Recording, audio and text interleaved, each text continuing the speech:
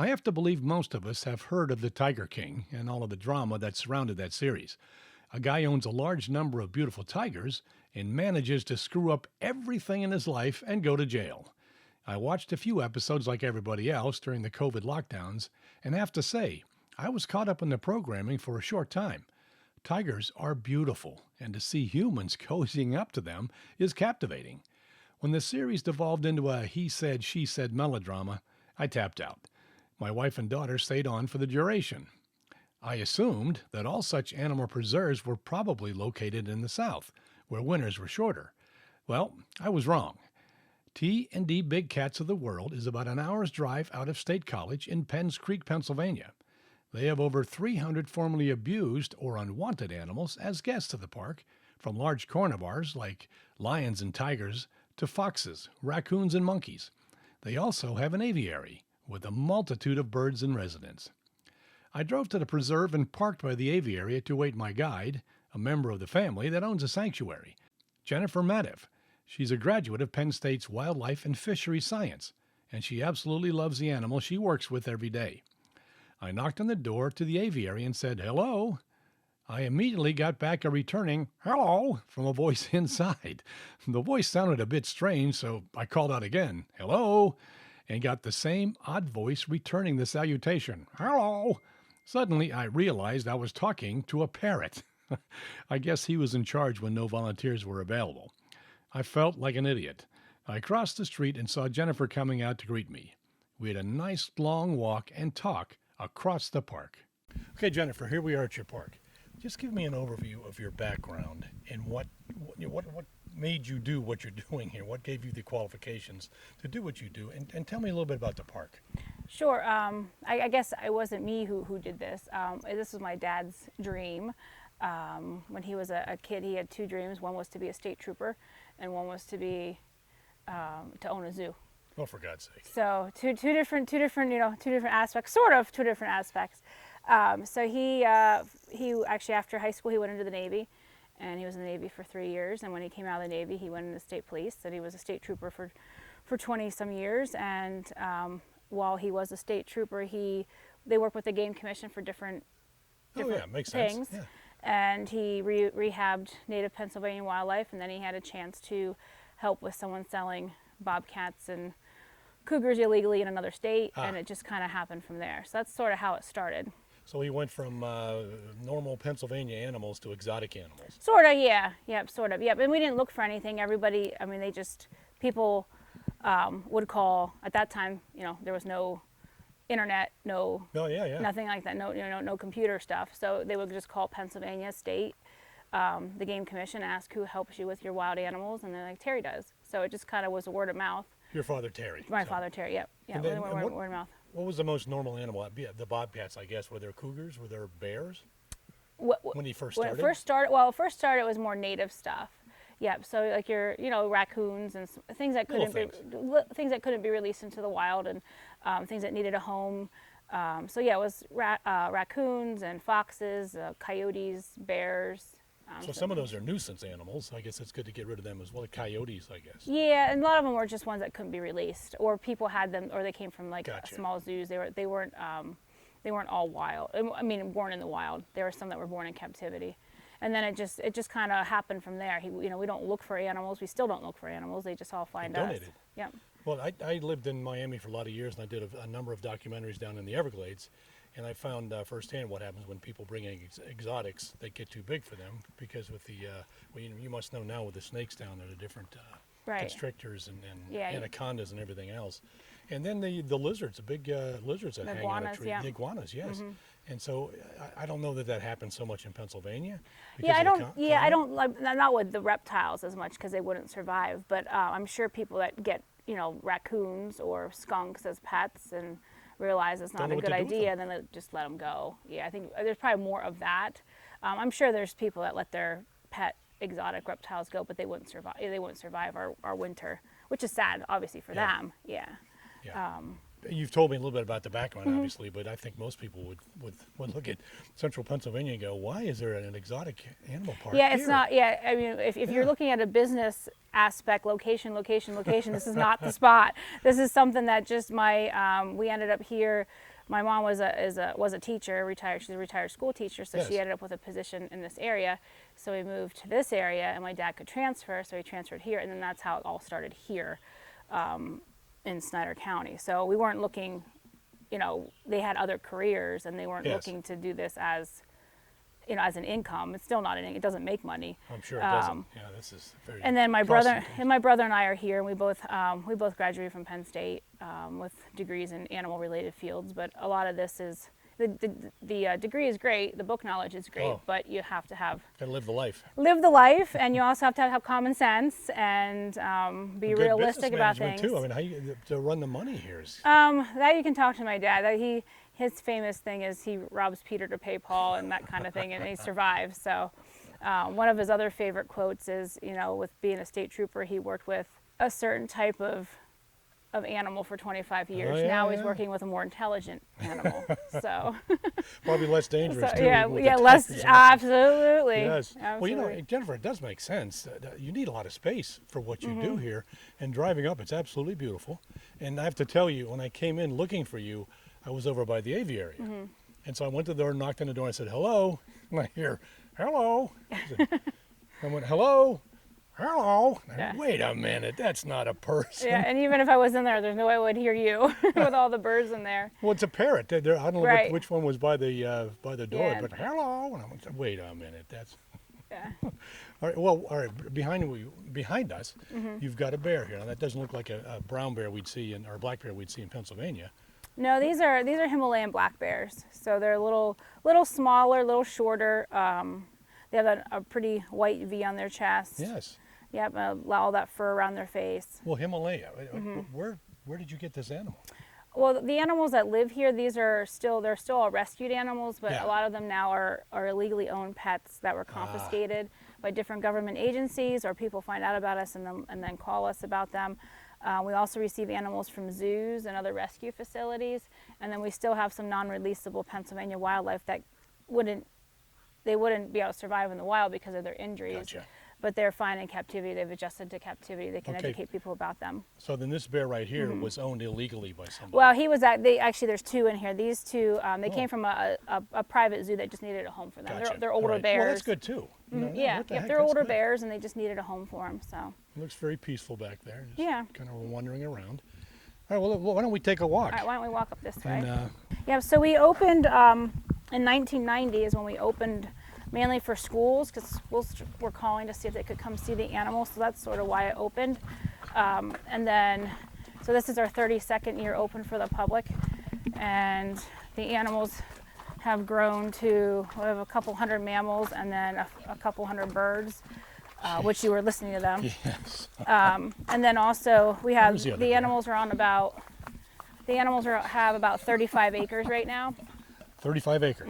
Yep, so again, 35 acres, you need room. We need room, yep. And we try and give the animals as much room as possible. And some of it were restricted because of the requirements by different agencies, different licenses that we have. Gotcha. And different rules and regulations we have to follow. So sometimes it is a little more limited because of needing roofs on certain enclosures. So of course the price of a roof on an enclosure. Aviary, yeah. Yeah. Beautiful building.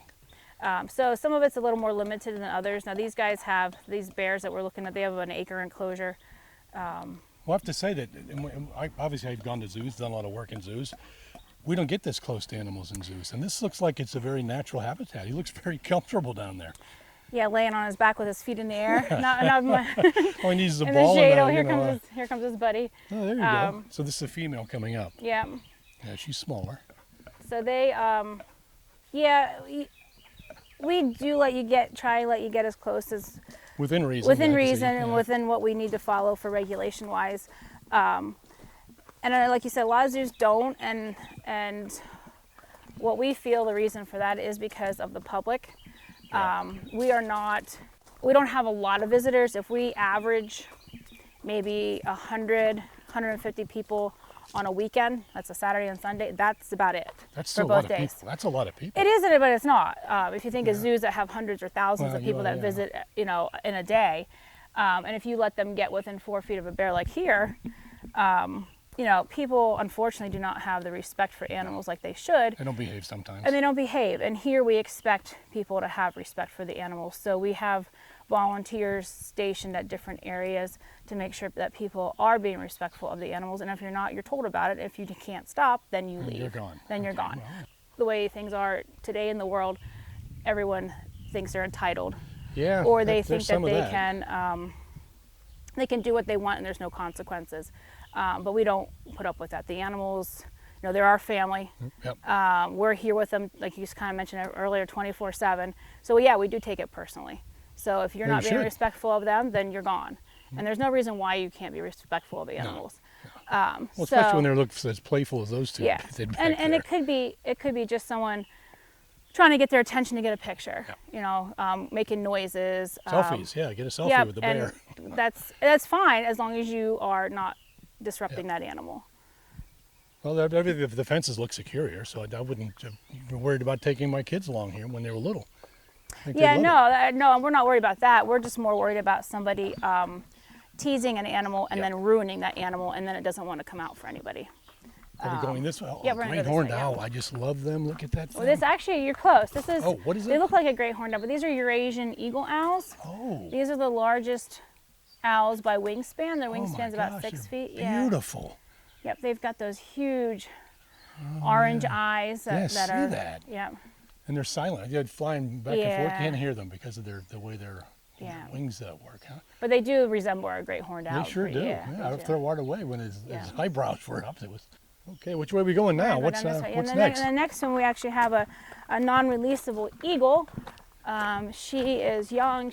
Doesn't quite have her white head or tail feathers yet. It takes them about 4 to 5 years to get those tail feathers or that white on the head and tail. She is good size too. That's a big bird. Yeah, I mean she's full grown. She just doesn't have the. Oh, she might talk to us. Oh my, look at that. She's a talker. I saw quite a few of them up in Alaska, in Minnesota when I lived there. Yeah. But they're just such beautiful birds. They now she's non-releasable. She has actually missing part of her wing, so can't fly. She can't fly well enough to protect herself or to find food. So she's allowed. Special permits are needed for eagles, so she's allowed to live here through the Fish and Wildlife Service and the Game Commission. Definitely a bald eagle, though. She's got all the markings, and you see another couple of years she'll have white feathers on her head. Probably by the end of the summer, probably by the end of summer. And unfortunately. Fortunately, in Pennsylvania, we're seeing a lot more bald eagles. Yeah. But unfortunately, a lot are turned into wildlife rehabilitation centers because of lead poisoning. So usually they're not brought there because of that initially, but they're brought to the rehab centers because of the secondary issue, which is lead poisoning will cause their bodies to. Is that from the water? No, it's actually from them. A lot of people don't realize, but eagles.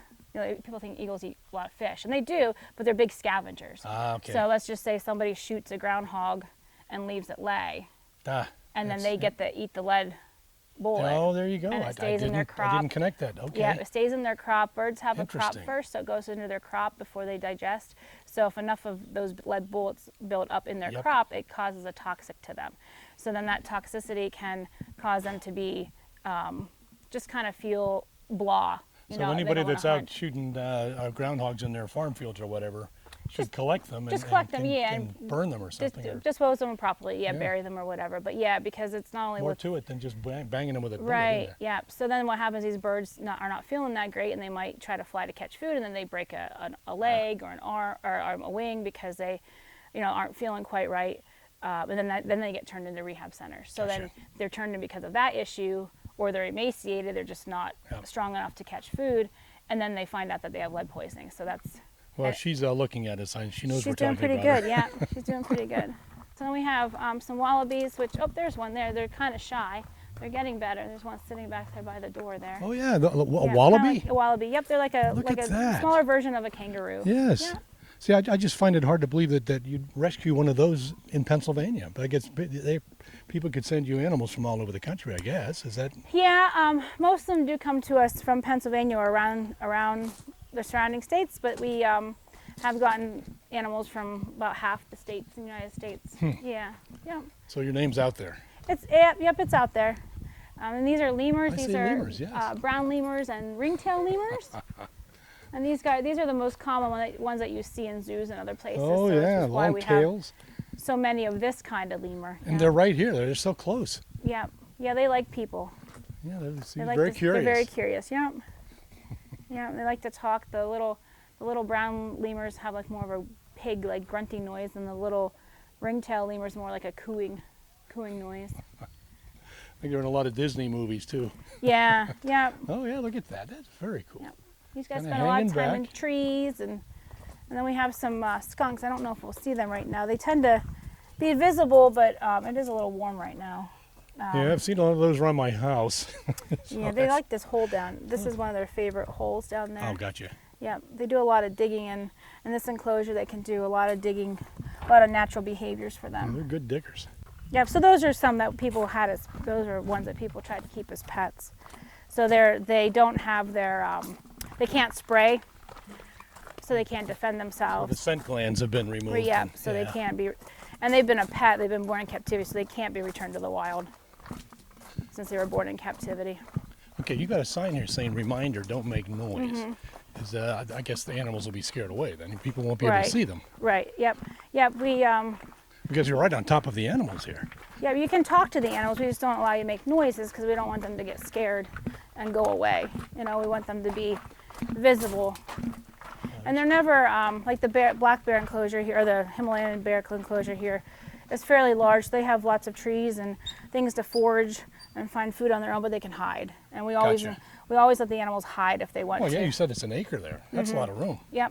And if they want to hide, they can. As for the other enclosures that aren't as big, we never lock them out of their dens. They always have that choice to go inside if they want to, which is actually very unique. A lot of animal facilities don't allow their animals to have that choice, but this should be their choice. Well, I'll tell you, all the cages that you have here, they're obviously necessary. They look like they're really well constructed and they're in very good shape, and the animals are very active behind them. Yep. Oh, Uh-oh. that's my buddy. That's a capuchin monkey. Oh, what? A capuchin monkey. Okay, Yeah. I see that. Yeah, whenever he sees me, he has to talk like that to me.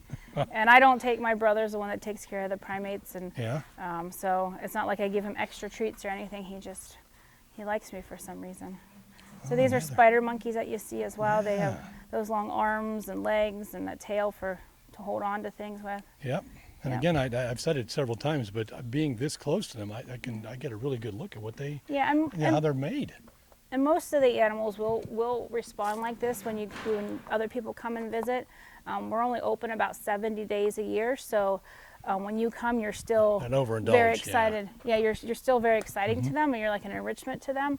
The other thing is, as I mentioned earlier, we don't allow people to torment them, so I think they feel a little safe. They know our volunteers sit at different places, and you know they get to know the blue shirts, you know, Gotcha. who's Yes. kind of taking care of them. Well, they look to be content. Yeah, they most of the time they are very, very visible. Now, if visitors come on a 98-degree hot, humid day, Animals you're have not going to personalities see. too, right? You're Just not going to like us. see very much usually because it's just they're going to be seeking those cooler spots, but they're going to wonder why the two-legged animals are actually walking around on a day like that. You know. Well, so these are the macaques. These are macaques. These are tonky and macaques. Yeah, these. This one here was taught. Oh, they're showing off. Yep, jumping. They're all showing off. Yeah, they all have a way to try and keep your attention. So that one has learned to make noise by banging. That one just made noise on his door there. So what did you do? You looked at him. So And they that's look what at he us. wants. Yep, he looks at us, and then Yeah. he Yeah. responds. He wants a response. So normally, if I'd be down here by myself, they don't do any of this. But they know you're here. And you're a sucker. Oh, You're the okay. sucker. You're the guinea pig. As long as I don't throw anything. Yeah, they know you're new. They know you're gonna fall for everything they do. Well, I tell you, the cages are very clean. So your brother's doing a heck of a job back here. He takes care of the primates. That can't be easy. No, nope. Nellie and Oscar. Oh, okay, memory. So these are. Yeah. So people can donate Yeah, booths, or they can donate cages, yeah. which is nice. Or the money to build the enclosures. Yeah, we do all our own construction. Most of it. So that cuts back on a lot of the cost. Well, I love the grapevines you have around here too. That not only is it scenic, there's some food. Yeah, yeah. Very nice. Now people can actually sponsor an animal, can't they? Yep, so if they want to. Yep, to help explain that. Yep. So the sponsor an animal, it ranges from it's either $50, $75, or $100 for the year, depending on what species you sponsor. So the little guys would be less for the year. Yes. And then you get a certificate, a photo, information about the animal, 2 season passes to come visit us in the summertime. Perfect. To see that your name gets put on the enclosure. So it's nice. It's usually something popular like around Christmas. Gotcha. Especially with grandparents doing something like that for grandkids, and then they can come with them and visit. So it's kind of nice. It's so critical that you get funding here. This is not, like you mentioned, this is not something where you're raking in a lot of dough. Oh yes. Yeah, that's a Look at that. pigtailed macaque. Yeah, this he's growling. This little girl, yeah, she's got that little short pig-like tail. Yes. Yeah. Yep, we hear you. I hear you. It's okay. I think we'll walk on this. She might not like your microphone there. Oh, okay. It's got the blue head on it. Yeah. Sometimes they. So you know their personality. So if they're acting a certain way, you know why. Something's up. Yep, so these are river otters. Love otters. We probably won't see them. It's hot. Maybe on our way back out. Yeah. Looks like they were in the tub though. The tub looks a little wound up there. I used to see them in the Everglades. They'd be flying around in the water in the Everglades, and it was really something. Very active and athletic animal. Yes. Okay, so where are we going now? So I see a raccoon. Yep, there's a raccoon. Oh yeah. Yep. So a bunch of them. Yep. Little bandits. So some of these guys, people tried to keep as pets. Some of them are non-releasable because of injuries, and they're out during the day because they are not afraid of people anymore. Gotcha. Yeah, I see that. Yeah. So they know we take care of them. We are nice to them. We feed them during the day. There's 3 of them doing the raccoon walk in time. Yeah, they know they're going to get fed a little later. All you need is a little bit of music here and we'd be good to go. That is very cute. Look at them little faces. Well, I can see one of the things that draws you to this is just the endearing quality of these animals. Yeah, it's taking care of animals is easy. They don't want anything. You know what I mean? They don't. Yep. They're just so appreciative of what you do, and it's just. A lot of it's just the time that when they can see you. And so down here we're working on a new river otter enclosure. We just tore down the existing pen that was here, and then we had someone come and level the area, and now we're letting it dry out a little bit and to see what we can do. That's a whole lot of work there. So yeah, there's always something to do. And then we're down here to the foxes.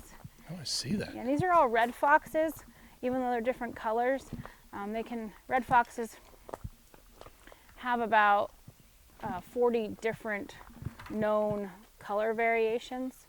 And mostly it's because of the fur trade. Yeah. So they've been bred. They've been bred for certain colors. So in the wild, you would typically just see your reddish. Not even that one back there. Well, we got a black one and a white one and a red one. Yeah, but even that red one back there isn't your normal red color. It's a mixed. Very curious. Yeah, but all red foxes have a white tip tail, so that's an easy way to tell. Even that white one has it's a little hard to tell because she's shedding, but she's actually has more of a white tip tail. She's skittish than her rest of her body. And as we were walking up here, I glanced at the fox, and then I looked over here and I see this massive tiger, and I didn't see a fence. I went, whoop! Well, did he get out? Oh my gosh! Look at the size of that. Yeah, so there's actually 5 male tigers in that enclosure. That is massive. Yeah, they are. They're big boys, and they have about a 2-acre area. So plenty of room to run and. That head looked like the size of a grizzly bear head. Yeah, they usually weigh. Those are Bengal tigers, and the males are usually around 500 pounds, 600 pounds. So he's definitely pushing. He's on the top of that scale, isn't he? Yeah.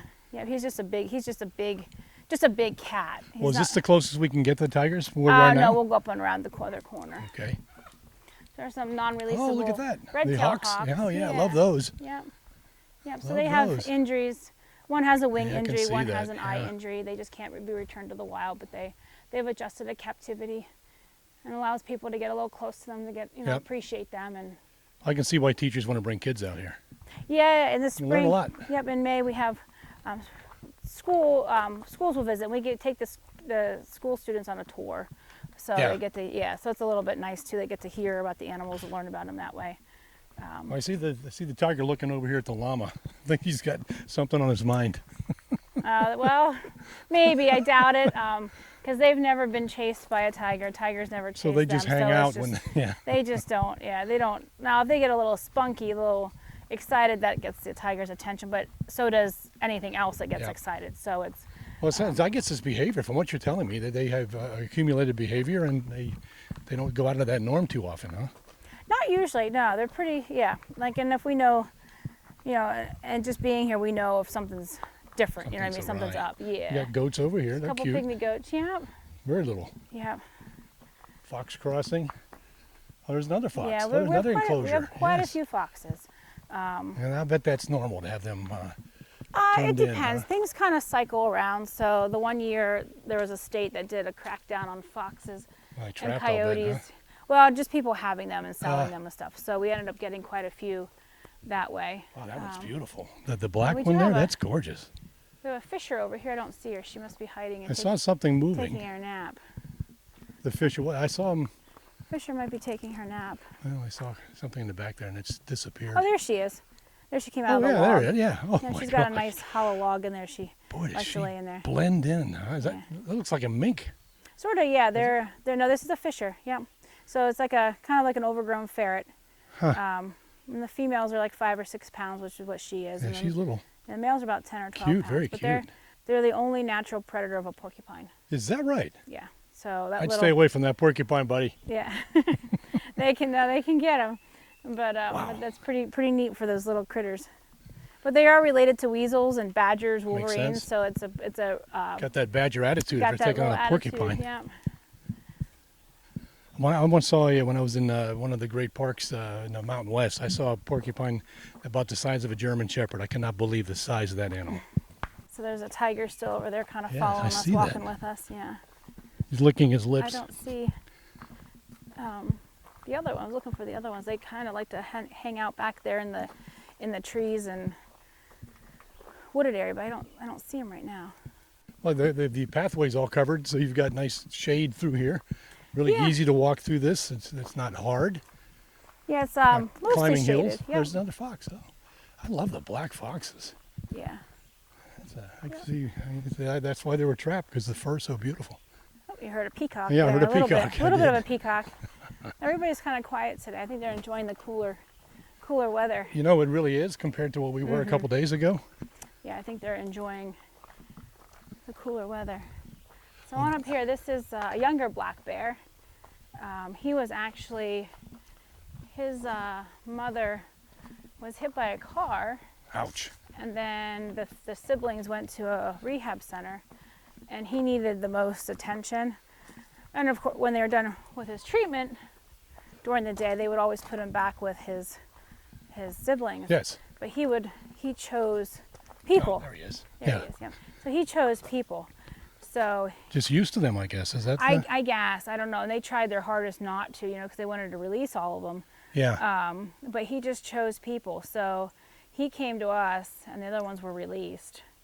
Well, it looks like a small enclosure, but it's not. You've got three different enclosures within one facility, and he can climb through to get the other ones. And being that he's young, I mean, he's about 2.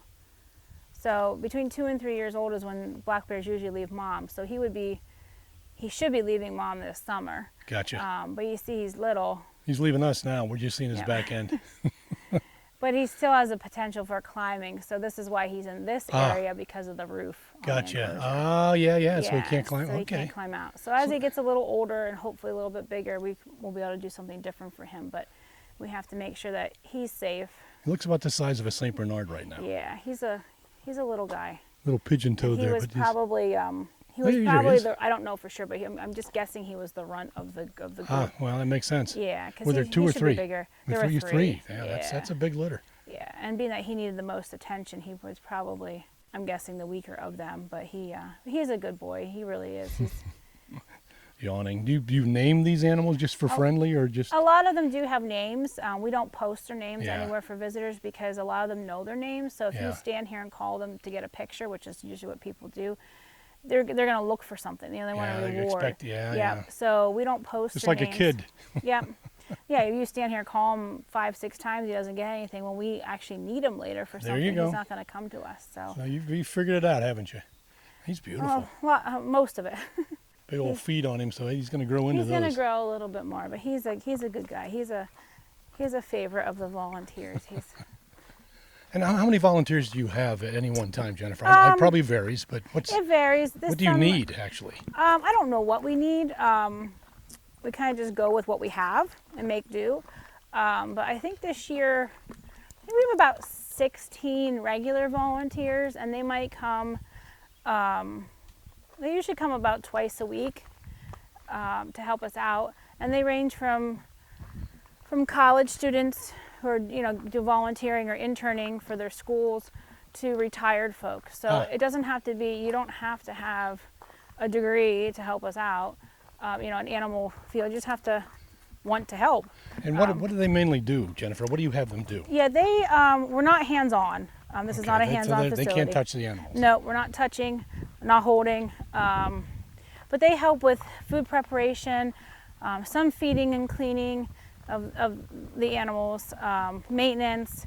They give tours. They sit on weekends and basically police to make sure visitors are behaving themselves. Also to answer questions, like be an educational source.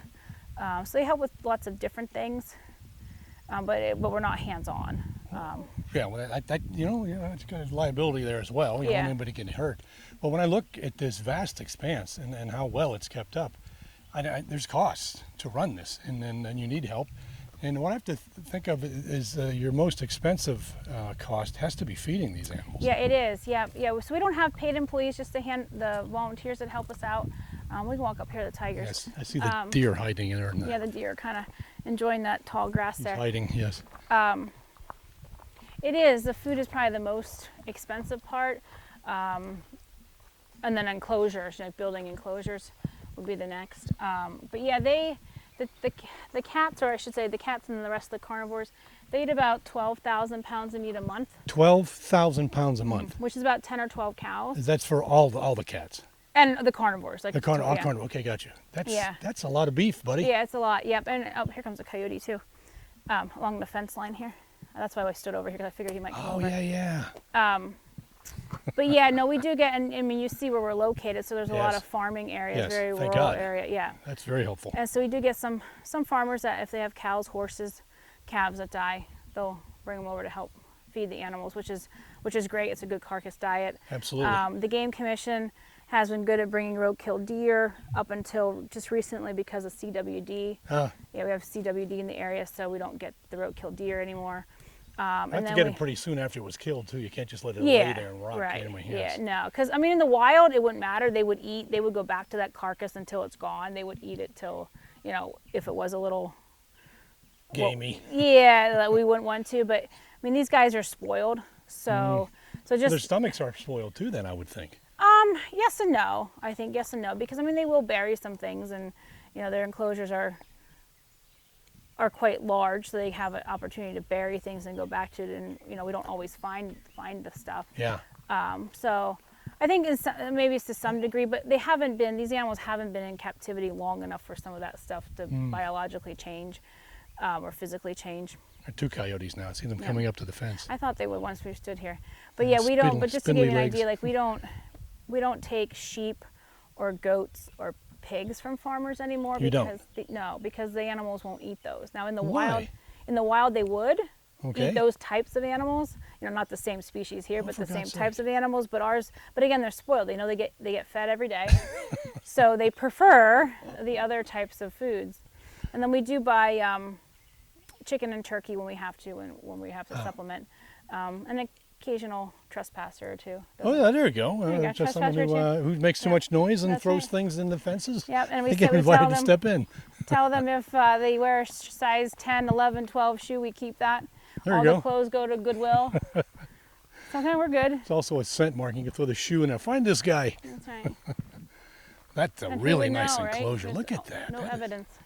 Oh, so much green there. They So, must so love these it. are dingoes up through here, yeah. Dingoes? Okay. Dingoes, and then we have tigers on your right. Everybody's taking it easy here. Yeah, everybody's hiding. Well, I've seen them though. They know today's like visible. a day off for them, so. Well, is there a time limit that your guests have when they come here? Can they stay and just sit on a bench and watch Sure, things? yeah. On Saturdays and Sundays, May through August, we're open from noon to 6. They can come and walk around on their own. Nice. And spend the day. there's a Wednesdays, white tiger. Thursdays, and Fridays, we have tours at 10 and 2, so you go on a tour and then you're done. So Okay, it's like an hour so that and makes 15 sense. minutes tour. Gotta marshal people through. Yep, and then on Wow, look at this. then in September weekends we have tours as well. Is that a female? Yeah, these guys are She's young. beautiful. Yeah, these guys are young. They, White tiger, huh? They, She's not a Bengal though, is she? yes. Or she yeah, is? Yeah. Yeah, so these guys they're about 2 years old. That's a she's 2-year-old cat? And she's chuffing. She's saying hi to you. That's massive. Yeah. So if on the other side of the enclosure we have adult tigers. So if they came down, you would see Oh, I see. you'd see the difference in size. Yeah. Yeah. Well, you said the other one was about 600 pounds, so. Yeah, that's a different enclosure. Yeah. Yeah. She is just beautiful. And she's right there. Yeah. Yeah, So a little kid could come right up here and just get a very close look at them. She's Yeah, but cleaning this now. is- Yeah. And that's why we are so adamant on keeping those, making sure people don't tease them. Behave because- themselves, yeah. Yeah, behave themselves because, she's only 2 years old. So in the wild, they would stay with mom for 2 to 3 years and then they'd be on their own. So if, something negative happens to her now, it could ruin her for the rest of her life. And then nobody would get to see her when we're open. Yep. It looks like a big stuffed animal, you know that? Mm-hmm. She looks soft and furry. Yeah. Yep, and they're all, they all have their summer coats on, so they're kind of all nice and slick and shiny right now, the way their coats look Oh, compared to she is winter. just beautiful, yeah. Oh, I guess she's done with us. She went And and laid down there. Yeah, I keep repeating myself about how close we are. Oh, is this a wolf over here? Yeah, we have wolves up Look here. at yeah. that. Yeah, so we have Oh, wolves up my. Got the long, skinny legs. And Yeah. That's an amazing animal. Gee, that's very clean. Like it's, they all look so healthy.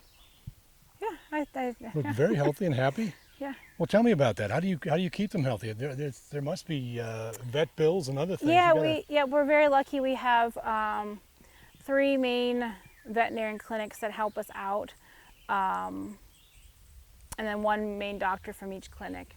So the closest one is Dr. Lynn Navu. She's at Companion Animal Hospital in Selinsgrove, and then we have Dr. Tristan Wilhelm in Susquehanna Trail Animal Facility or Veterinary Clinic in Watsontown, and then out your neck of the woods we have Dr. Fred Metzger at Metzger's Animal Hospital that he helps us out as well. So we're very lucky. They don't charge us for their time. They donate their time.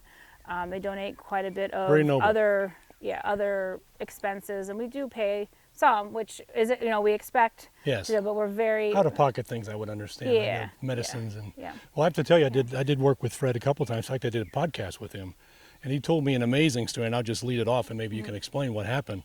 But he said, Another wolf. "Oh yeah, another one. An African lion was brought in because it was deathly sick, because whatever it ate was poisonous, and apparently the animal that a farmer had brought in, the cow was euthanized." Can you explain what Yeah, happened it was with that? actually you got to kind of Am I- quite. am You I- got, am your I memory, wrong? my memory's almost right there. It was actually a tiger. Oh, a tiger. A Okay. tiger. Yep, and it was actually it was meat that it was horse meat. Horse. Okay. And it was euthanized, and we didn't know that. And I guess the farmer didn't know it either. Or maybe he didn't know it was a problem.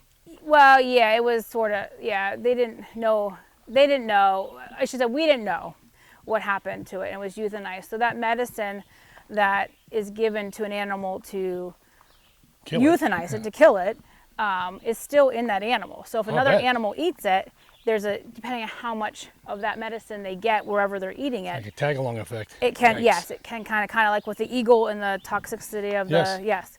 So it should have never been brought here. And it was all accidental, Yep. is what happened. It was all accidental. But yeah, the one tiger ate some of that and obviously kind of put him into a little bit of a I'll bet. out of it. Well, I think Fred said they pumped the stomach of the animal Yeah, and yeah. gave it some type of Yep, and antibiotic or fluids, and yeah. yep, pumped the stomach, gave him fluids, and fortunately the cat was large enough, and he ate a small amount of it that it didn't Well, do that's a good damage. story then. It did finish the right way. It finished the right way, but Fred always says he didn't. He said, "I didn't do much. The cat's the one that did it all." I mean, Fred's so. Fred's a great guy. He's so humble. He just, I never take his credit, but Fred's a great guy. Well, he's the one who gave me your name. And I said, I have to talk to this woman. He said, oh, Mike, you'll love it up there. You wouldn't believe the enclosures and all this. And he's right. He's a real animal guy. And he is a real animal guy. He would not give me your name if he didn't approve of how you ran things here. And this is, again, very, very impressive. Yeah, so he's a great guy. Oh, there you heard a fox. Yep. Yeah, that was a fox noise you heard. I don't know how much your microphone picks up, but I can hear the surrounding area. We hear a little bit of everything. So, yeah. So this is the tiger area. I see you got big logs in there they can climb on. Yep. And you've got a lot of green, a lot of shade that they can rest under. Yeah, they have. This is probably about I think this pen and the one above. I think they're both about a half acre each of them. Yeah. And it looks like the fences they got to be a good 12 feet. Then you've got them leaning in, so another almost 15 feet. Because a tiger can really jump, can't they? They can jump, yeah. And I mean, any cat can climb, but they're waiting to get fed, though, right? What do they need? I mean, as long as their needs are met, they're not going to attempt anything like that. Or if they're not taunted, they're not taunted or tormented. There's no reason for them to think about climbing because they're 300, 400, 500, 600 pounds. So why would they expend that energy? I mean, they can defend themselves on the ground. There you go. One bat we don't go in the pens with the big animals. Not that they're mean, it's just that they are a wild animal, and you might get away with going in there 99% of the time and have no problem, but that 1% is still a wild animal. And one bat from a lion or tiger can break a zebra's neck. Oh, yeah. So you walk in that pen, and that cat wants to play with you like a kitten, would play with the batting a ball around. You're the ball, and then something triggers it. Like you're not even gonna see it coming. Their paws travel 32 feet a second. Oh my gosh! So you won't even see it coming. That's a quick swat. So why would we put ourselves in that position? Like it's just not. More kitty cats. Yeah, these are bobcats. They are cute, little tiny tails, and that looks like a big kitten. Yeah, but they're hunters, aren't they? They are, yep. So they usually weigh 20, 30, 40 pounds, maybe a big male 40 pounds, especially like in the wintertime. But these don't. These are little guys. Yeah, this one's a little smaller. But they're capable of killing small deer. So I mean, they're very strong. That makes sense. Yeah, so not much bigger. Like the 20-pound one won't be much bigger than some house cats, but your house cat's not going to kill a fawn. No. So I think that's what sometimes people think. They might get a bobcat for a pet or a serval for a pet, which we'll see those shortly, because they're smaller. But I don't know if you hear the coyotes and the wolves.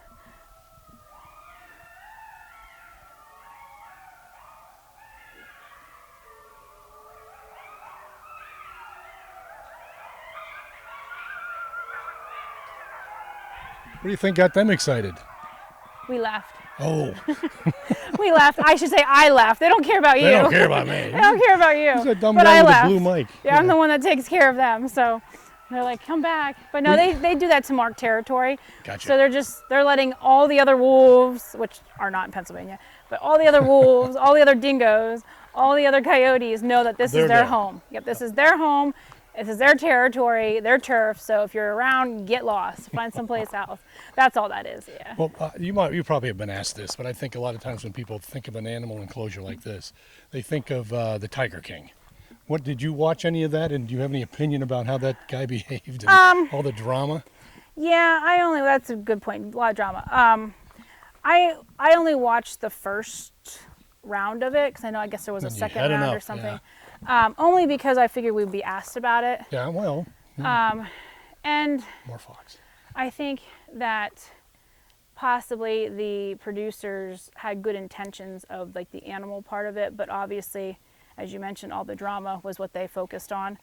Yeah. So it was just like one of these reality shows. Reality shows, yes, exactly. Bloodletting reality because they realized that would keep people's interest more than the animal part of it. That's television these days. Any reality and shows. And honestly, like the first group of those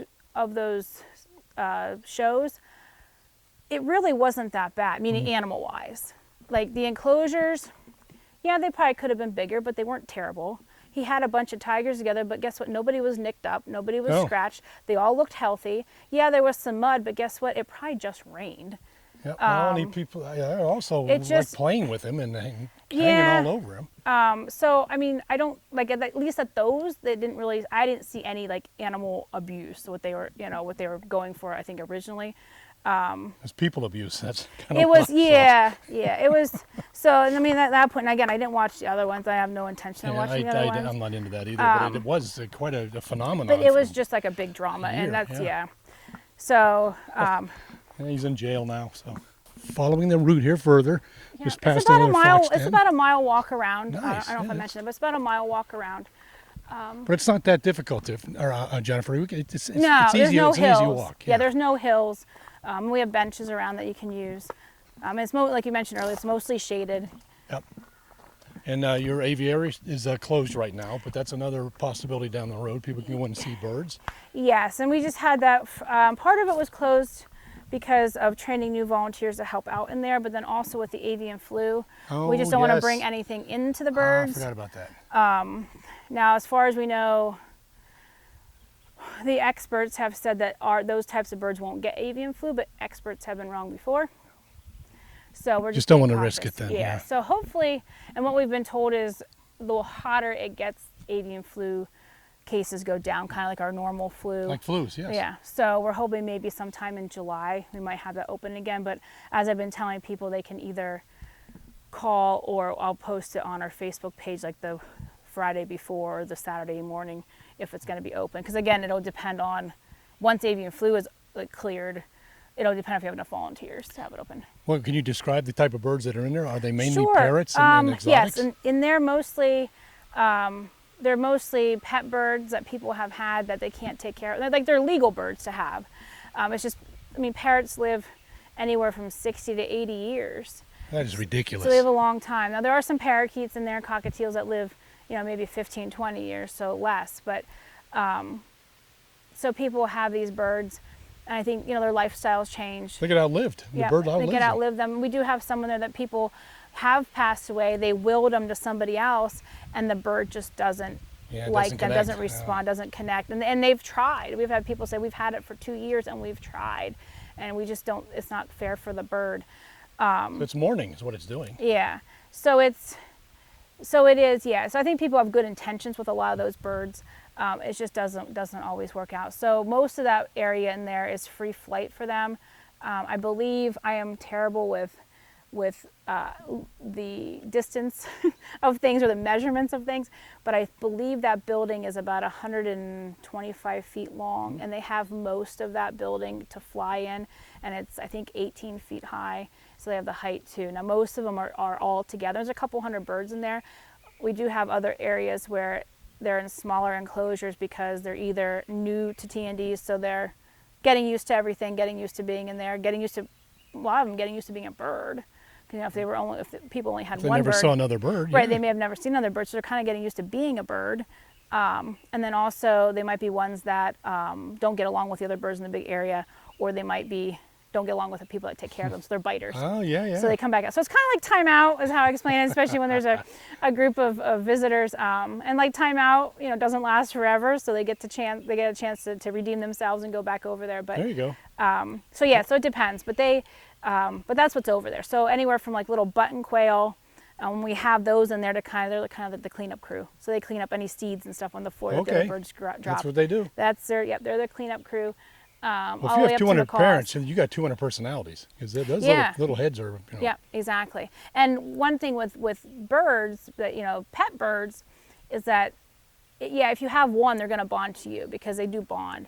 But if you have more than that, they usually bond to another bird. So what's really nice in there is that we'll have birds that are the same species that bond to each other, but we also have, they kind of find somebody else from another species to bond with. So it's kind of like those unlikely friend stories that you hear. Yes. But they'll bond with another bird, which is great for us because there's only 3 of us here all the time. We can't give them that individual attention that they need, but they bond with another bird, and then they don't want people. They don't want us, which is great. And they can be more of a bird. Which is what you want. Yeah, which we want. Yeah, we're not, and I say, the volunteers aren't hands-on.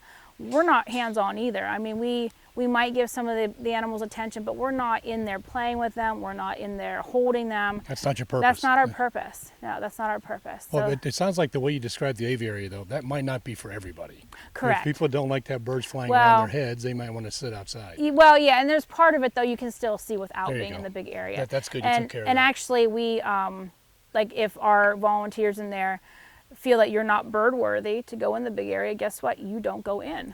So you don't go in the big area. Animals come first. That's huh? right. The animals come first.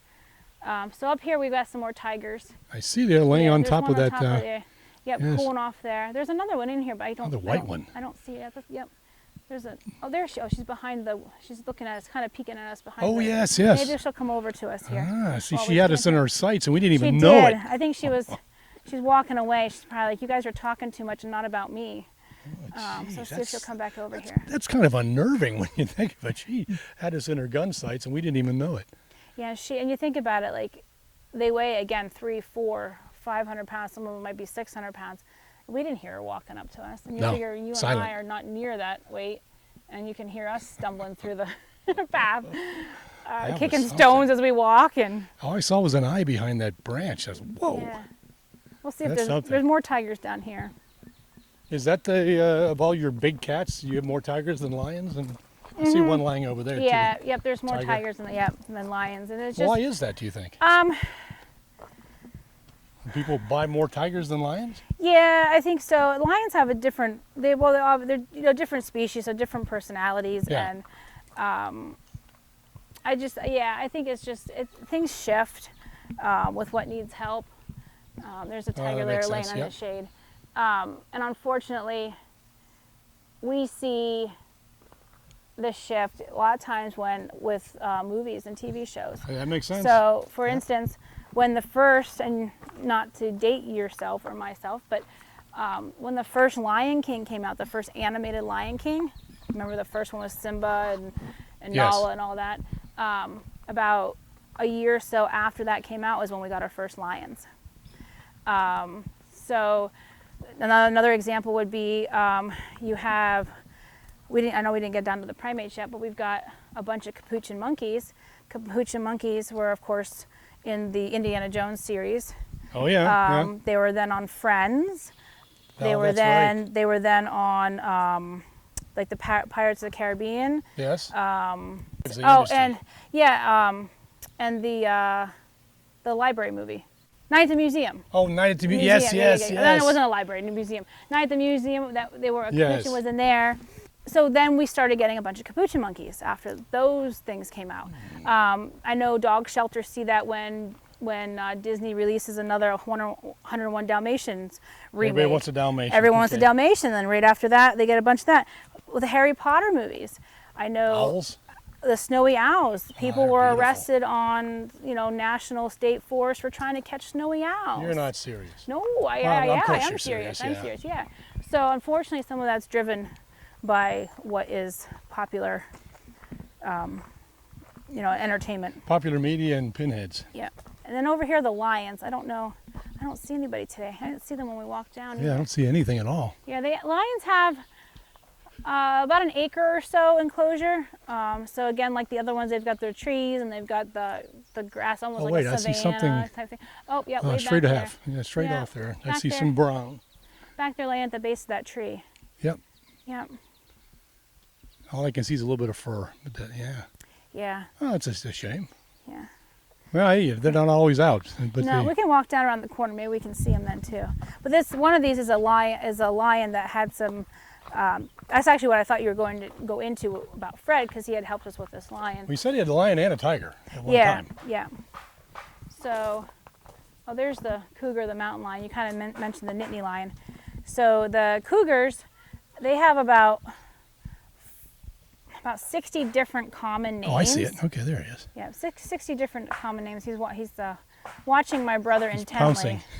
Watching him intently, fixing a sign over there, I think. Look at him. It's like stalking her. What Uh-huh. a beautiful animal. Yeah, very sleek. So Jeez. these guys have about 60 different common names. So the most common ones are cougar, puma, mountain lion, panther, catamount, and Nittany lion. Yeah. And then the other thing is they can be different colors. So a lot of times they are this tan or tawny color, but they can be black. So a lot of people call it a black panther, but it's still a black cougar, black mountain lion, same thing, just different color coat. I understand it's one of the most athletics of all of the cats. Yeah, these guys are extremely, I mean, they're more streamlined. They've got that long tail to help them with jumping The back for balance. legs are just, Yeah, I understand they can jump about 30 feet. They can jump straight up in the air about 16 to 18 feet high. Jeez. And they can jump about 30 feet. Yeah, like On a full run, across. I bet they can really. Yeah, about 32 feet in one leap, I think was the longest. Yeah, they're very impressive. Again, And they look so healthy. They're just, I know that some of them are reclaimed because they're sick or injured, but they look very calm, happy. Very nice. You've done a great job here. Well, thank you. We try. I think it's a lot of a combination of a lot of different things. One, the location where we are.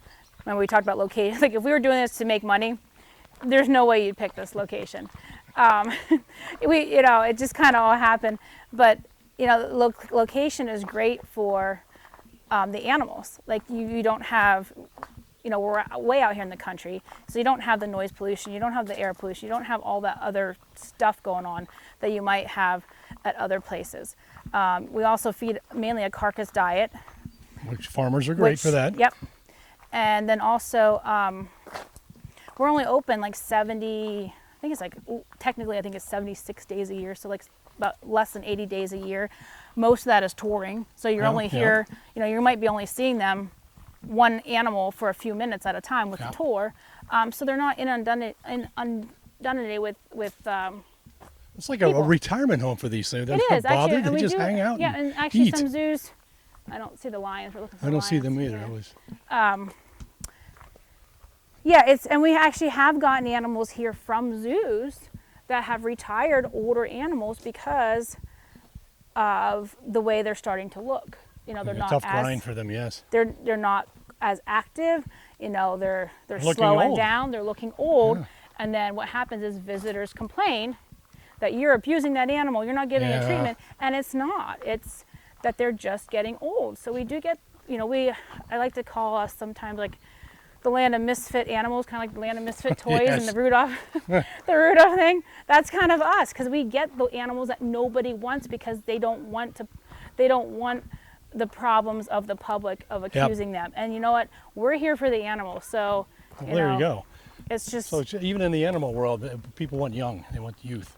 Well, it's not. Well, yes and no. It's more the visitors. Yeah, they that's don't. what I mean, yeah. The visitors. Yeah, they're afraid of the visitors making too many, jumping to conclusions and making assumptions.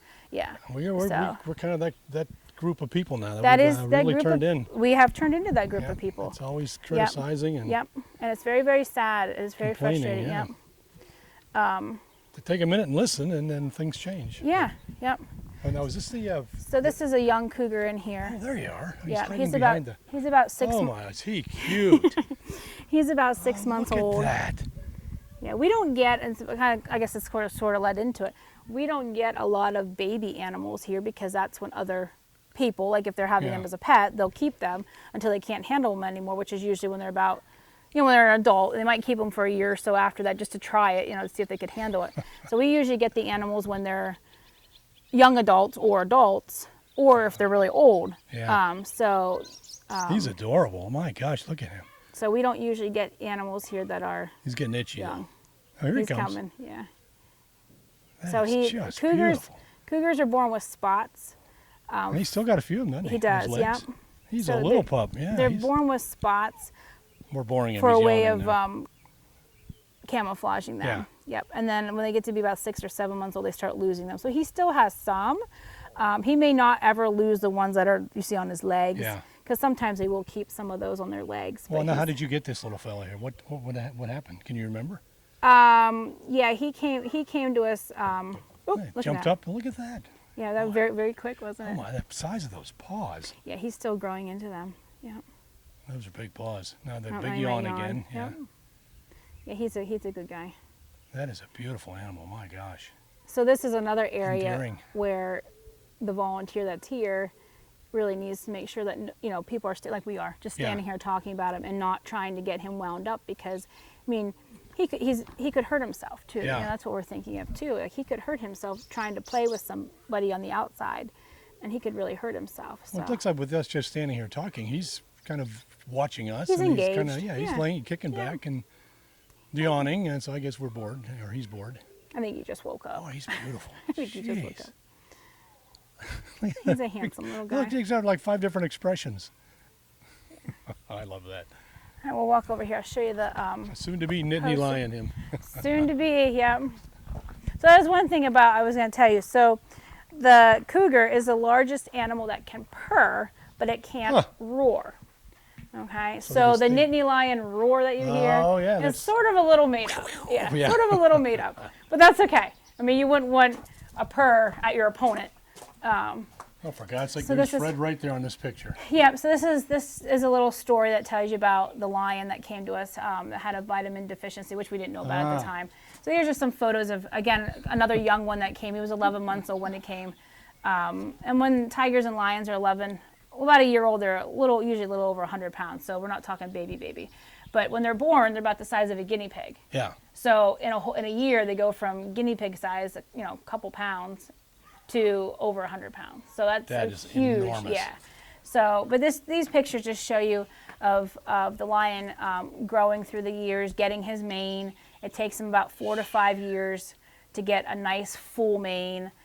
Usually they will get their roar when they're about between 2 and 3 years old. So right when they're starting to leave or the males will be kicked out and leaving the pride. Yep. They get their roar. So when he got his roar, he also got his attitude. Jeez, so he's just. It's what we so see it's neat to see how a cub. All the way up to neat to see how he. That is amazing. Yeah. What a beautiful, beautiful animal. So just really quickly with him, he was at a small at a private zoo, and he came on very suddenly with some neurological vitamin issues. D or something. Yes. Neurological issues. They were presenting with neurological issues, and their veterinarians couldn't figure it out. So our veterinarians will only work on our animals. So the deal was you turn them over to us legally, and we'll get them the help. Well, yeah, that makes sense. Yeah, because they don't want to. I mean, they know how our veterinarians know how we operate. You know what I mean? Meaning how we are with them and how our expectations are and things. So, so liability issues too. Liability with it. Yeah, so he turned them over to us, or they turned them over to us legally.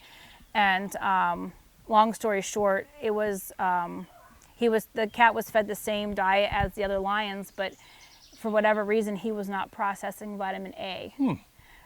So yeah, it was very interesting. So nothing that they did, they didn't do anything wrong. You know what I mean? The other facility, he just wasn't processing vitamin A. So he was on vitamin A supplements for a little while, but I mean, he's 7 years old now, 8 years old. I mean, he hasn't been on them for years. Big cat. Yeah, so he's not been on for years. He's hiding from us now. That's a massive cat. But yeah, so he just needed a little help, and he's fine.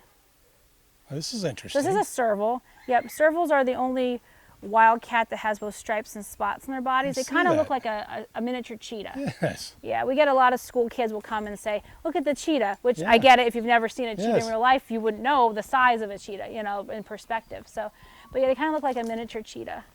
Yep. And then down here I see people with pajamas that look like that. Yeah. We have, down here we have another Himalayan black bear in her tub cooling off today. She's a ham. Hanging out in the hot tub there. Yeah, she's a little ham. And he's got a keg of beer in there so they can throw the keg around. Yeah, we got some. And a big ball. I see that. One of the things that I read on your site is about how you dress up these enclosures. And I can't recall the name.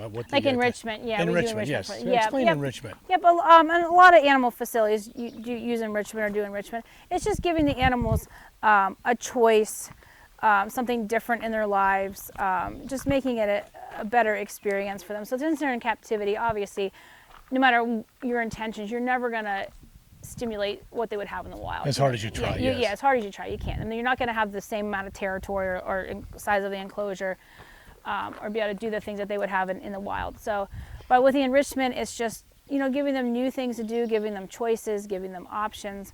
And you want it to be safe for them. You want to make sure that it's healthy for them. You don't want it to be a negative thing. Yeah, so it's just providing them, like there's lots of toys at her bed that you mentioned, like the balls, and there's even bowling pins in there and stuff. So even leaving those in there, if you leave them in there all the time, it becomes part of her enclosure. It's not new anymore. So we'll take them out, we'll rotate them around, switch them around. It could be something simple like that. Like a lot of the animals like cardboard boxes to play with or play in. So you just, even changing the feeding time during the day. Just changing the scenery a little bit every once in a while, moving the furniture around. Yep, kind of like in your house. Move the furniture around, move the pictures around. All right, Jennifer, I really appreciate you taking me through this, but if you had to summarize the biggest needs that you have to keep this park going and how people that in the area can help you, what would you say? I would say probably the funding for like enclosure wise, you know what I mean, and just the care for the animal. I mean the food expenses. You know, we don't have paid employees, so like any donation that comes here actually goes directly to the animals. There's no paid staff, so it literally goes directly to the animals. And as for materials, you know, either we're going to go purchase those materials with donations that are sent in, or people can donate the materials. So I mean, so builders, construction people, they can contact us. You know, if you have excess. You know, I know things are quite expensive now, and it's probably a lot to ask. But even if you had, you know, whatever stuff laying around. So, I mean, if they even have, you know, stuff laying around that they're not using, give us a call. Maybe we'll have a need for it. And plus, you also want people to come and visit, don't you? And come and visit and learn about the animals. Absolutely.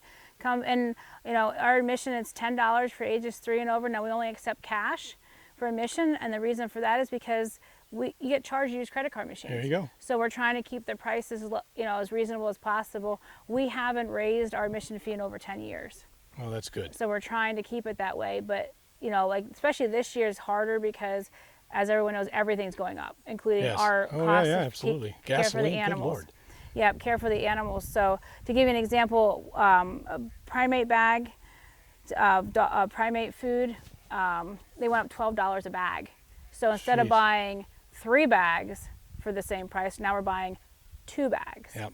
So the monkeys still need to eat. They still need to eat. So, you know, we're trying it this year. We decided not to raise them this year, but we'll see what happens. We're hoping that maybe people will make a little extra donation or something that we can try and keep the admission fees at $10. So community engagement is huge. You need people to come and see these. You need people to volunteer. Right. And you need people to donate. Right. Well, I'll tell you what, I am really impressed with what you guys have done here. This is really impressive, and I think anybody that comes out for a visit is going to have a good time. I hope so. I think so. Yeah. And thank you so much for being on Cans, Copy, and Mike. Appreciate it. You're welcome. Thank you. Okay. Jennifer and her crew have jobs that are satisfying, interesting, and meaningful. If you visit the park, enjoy a relaxing stroll through beautiful woodlands while watching lions and tigers and bears frolic in their enclosures. Keep in mind as you walk, if T&D big cats of the world didn't exist, the animals you're watching might have a much different lifestyle. Jennifer and her crew care a great deal about these animals, and they give them the opportunity to continue their lives in a location that, while not in the wilderness, is a place they can call home and live peacefully for the rest of their lives. Join me on the next Cans, Copy, and Mike podcast, and don't forget to check out the website, canscopymike.com, to see pictures of my guests and the places they live and work. I'll talk to you soon.